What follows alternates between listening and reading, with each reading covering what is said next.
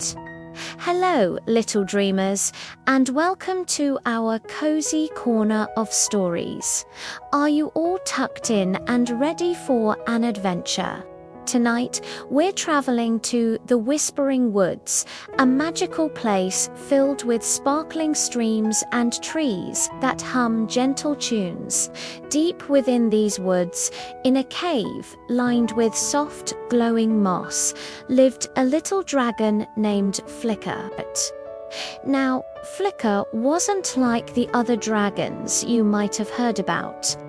He was small, with scales the color of a summer sunset, all pinks, oranges, and purples. And he had a big, warm heart. But Flicker had a tiny problem. Whenever he got excited or frustrated or even a little bit scared, he wouldn't breathe fire. He'd let out a big puff of sparkly, colorful smoke. If he was happy, the smoke would be bright yellow. If he was sad, it would be a misty blue. And if he got cross, poof, a cloud of grumpy grey smoke would fill the air. One sunny morning, Flicker was trying to build the tallest tower ever out of shiny river stones. He carefully placed one stone on top of another. 1, 2, 3. It was getting taller and taller. He was just about to place the very last, most special sparkling stone on top when his tail gave a little excited wiggle, wiggle, wobble, and crash. The whole tower tumbled down. Flicker felt a hot, prickly feeling bubble up inside him. "Oh, fiddle-faddles," he grumbled.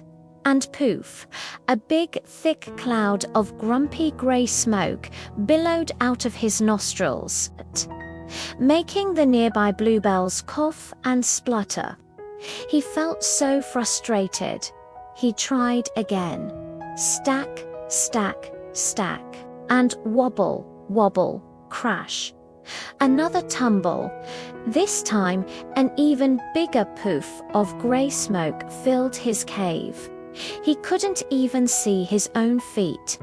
It was getting harder to breathe, and he felt even more upset. Just then, a wise old owl named Professor Hoot landed softly on a branch outside Flicker's cave. He peered through the grey smoke with his big, round eyes. My Flicker," he hooted gently. "It seems you've cooked up quite a storm in a teacup, or rather, a smoke cloud in a cave." Flicker sniffled, a little puff of sad blue smoke mixing with the grey. "I can't do it, Professor Hoot. My tower keeps falling, and then the smoke just makes everything worse." Professor Hoot nodded wisely. "Ah, the grumpy smoke. It has a way of clouding our thinking, doesn't it? I have a little secret, a piece of dragon magic you might not know you have. It's called the deep breath." Flicker tilted his head. "The deep breath. What's that?" "It's the most powerful magic of all," said the owl. "When you feel that prickly, frustrated feeling bubbling up before the smoke comes, I want you to stop. Close your eyes. Now pretend you are smelling a beautiful, sweet flower.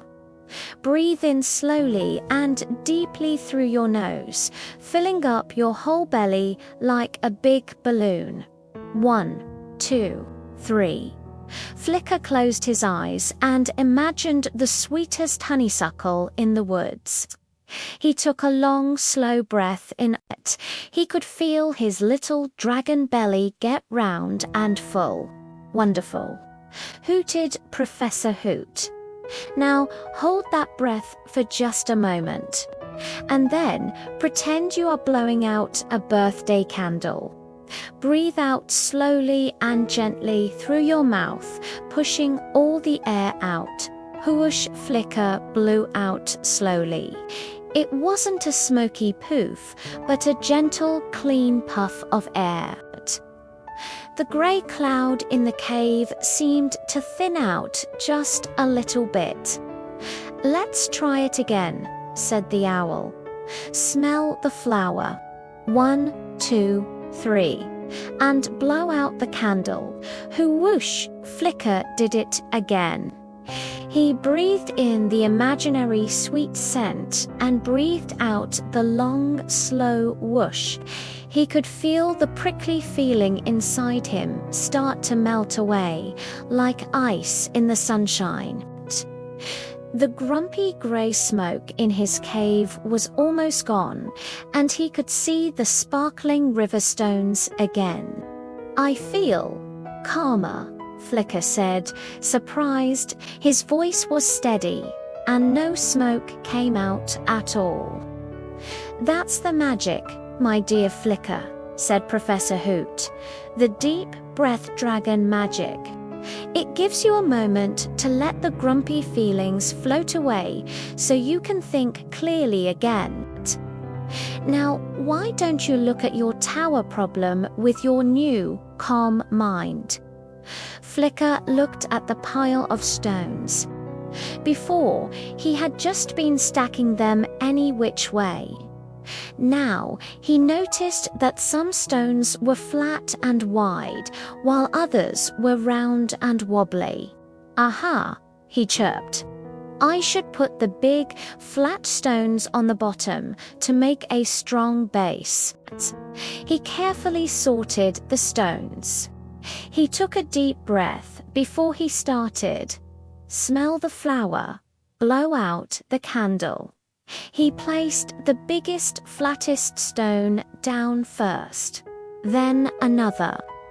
When he felt a little wobble, he didn't get frustrated. He just stopped, took another deep breath, and adjusted the stone until it was steady.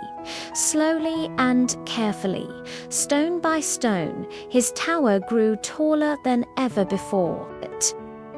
Finally, he reached the top. He took one last calming, deep breath and gently placed the special sparkling stone right on the peak. It stood. The tower was magnificent, shimmering in the light filtering into his cave. Flicker felt a huge wave of happiness bubble up inside him. He took a deep breath, but this time he didn't try to stop the poof. Poof. A huge, beautiful cloud of sparkly, sunshine yellow smoke swirled around the top of his tower like a golden crown. It didn't make anyone cough. It smelled like warm sunshine and happy giggles. From that day on, Flicker became known as the Deep Breath Dragon. Whenever he felt scared or cross or even too excited, he would remember Professor Hoot's words. He'd stop, close his eyes, and take a big, deep dragon breath, smell the flower, and blow out the candle. It didn't mean he never felt grumpy or sad, but now he knew he had the magic inside him to calm the storm and let the sun shine through. The Whispering Woods became an even happier place, often filled with puffs of golden happy smoke from the calmest, kindest little dragon around.